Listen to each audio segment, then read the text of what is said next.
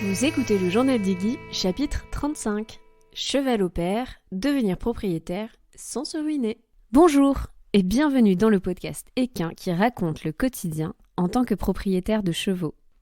À chaque rendez-vous, je partage avec vous et le plus d'objectivité possible mon aventure avec ma jument Iggy. Que vous soyez simple cavalier ou récent propriétaire, vous trouverez dans ce podcast de l'inspiration, de l'introspection, des témoignages, des idées mais aussi des outils pour vous permettre à votre tour de passer à l'action pour construire votre histoire rêvée aux côtés des chevaux. Que ce soit en solo ou avec mes invités, je pose ici tout haut les questions que tout le monde se pose tout bas. Aujourd'hui, on continue la série Devenir gardien avec un court épisode pour vous parler du choix du contrat au pair. Je vais donc répondre aux questions suivantes. Qu'est-ce que c'est? Pour qui? Comment? Pourquoi? Let's go!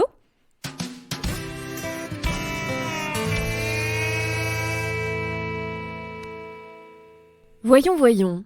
Qui connaît parmi vous le contrat de cheval au pair? Perso, j'ai découvert récemment cette formule. Ça remonte à mon dernier centre équestre, il y a à peu près 5-6 ans. Après, on ne va pas se mentir, quand j'étais ado, je n'envisageais pas de pouvoir acheter un cheval, alors je ne m'étais pas beaucoup renseignée. Bref, j'ai un peu du mal à savoir si c'est très répandu ou pas, si c'est quelque chose que vous connaissez ou pas. Bon, dans le cas où vous n'en avez jamais entendu parler, on va commencer par définir ce que c'est. Le contrat au pair d'un équidé est un contrat de mise à disposition d'un cheval ou d'un poney par son propriétaire auprès d'un centre équestre. Cette mise à disposition, elle est convenue du coup entre le propriétaire et le centre équestre à titre gratuit. Ça veut dire que le cheval va être utilisé par le centre équestre qui, lui, va assumer en contrepartie la totalité des frais d'entretien de cet animal. Dans ces frais, on compte donc l'hébergement, la nourriture, la ferrure ou la parure, enfin en tout cas le fait de parer, les soins, etc., etc. En termes de contrat, en fait, on se rapproche finalement de celui d'avant, soit le prêt d'usage ou bien de confiage, comme on dit. Celui dont j'ai parlé en fait dans l'épisode juste avant, si tu ne l'as pas encore écouté.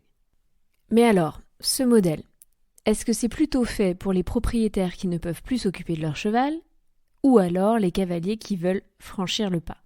Les deux. En fait, il n'y a pas forcément un choix plus que l'autre. Je m'explique.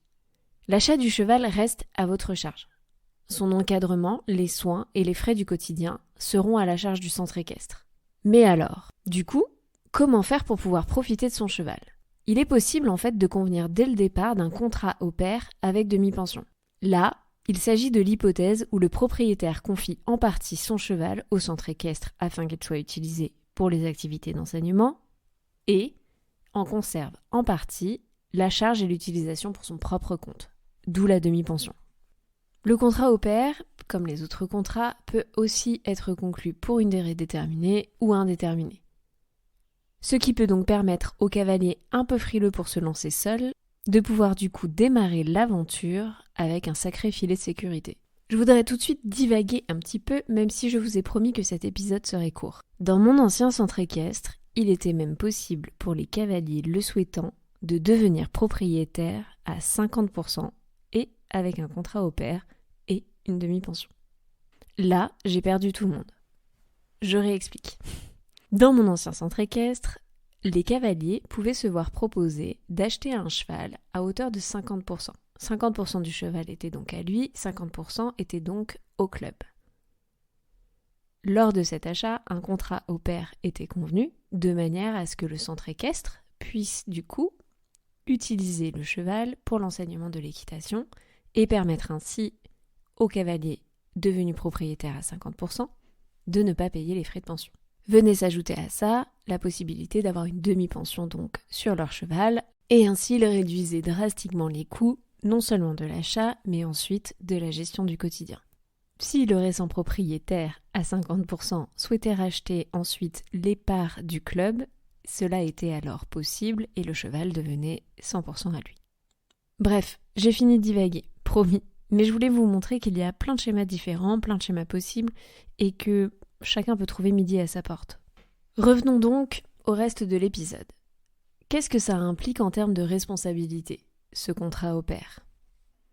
Alors, comme dans le cas du contrat de prêt à usage d'un équidé, le contrat au pair transfère la garde du cheval prêté à l'emprunteur. Ce dernier devient donc gardien du cheval et est alors responsable des dommages que le cheval pourrait causer au tiers. Par exemple, si un accident survient lors d'une activité proposée et assumée par le centre équestre, comme un cours, un stage, un concours, et que vous n'êtes pas présent, alors c'est bien le centre équestre qui est responsable. Également, même si le centre équestre en assume la charge quotidienne, en général c'est le propriétaire qui doit assumer les dépenses extraordinaires liées à l'animal prêté. C'est-à-dire que les frais vétérinaires que l'on peut qualifier d'exceptionnels et non d'usuels restent à votre charge. En général, ces soins sont stipulés en amont ou en tout cas vous définissez avec le centre équestre ce qui est inclus ou ce qui ne l'est pas.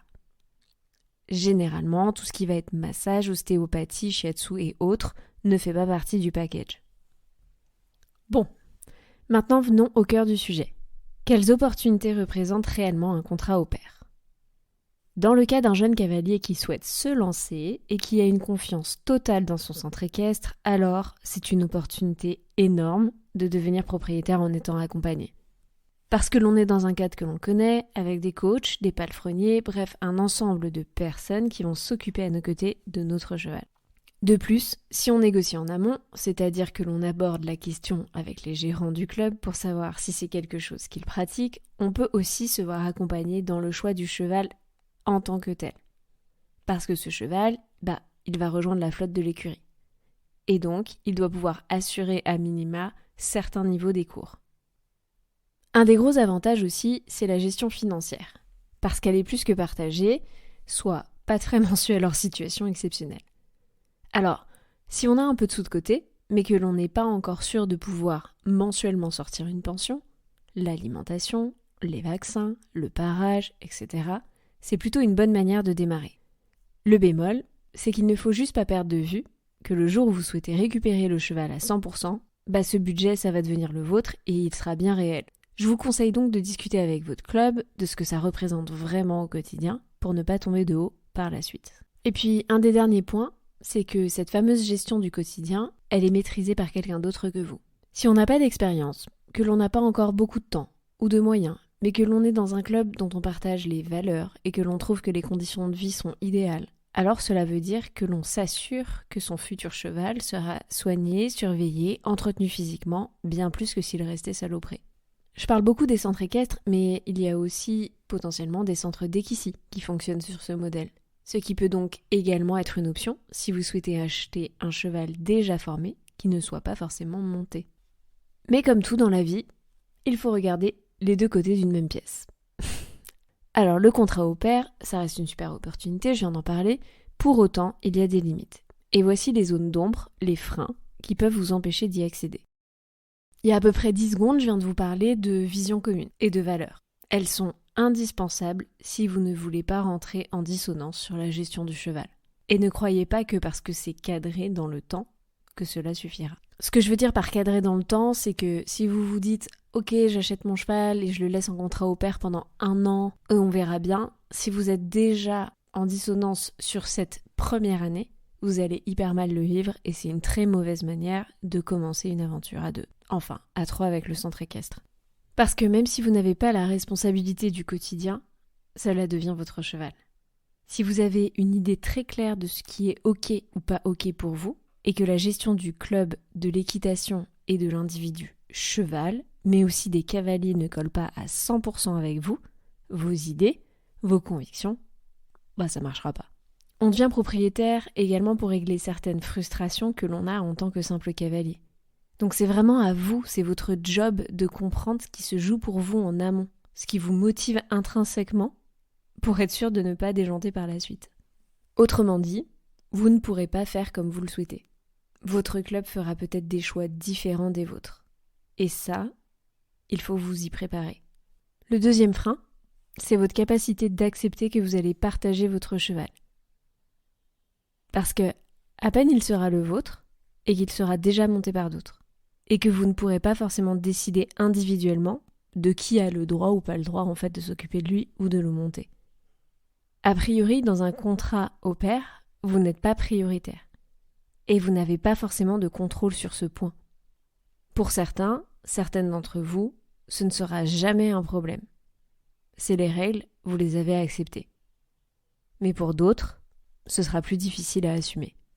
Là encore, prenez le temps de vous poser ce genre de questions.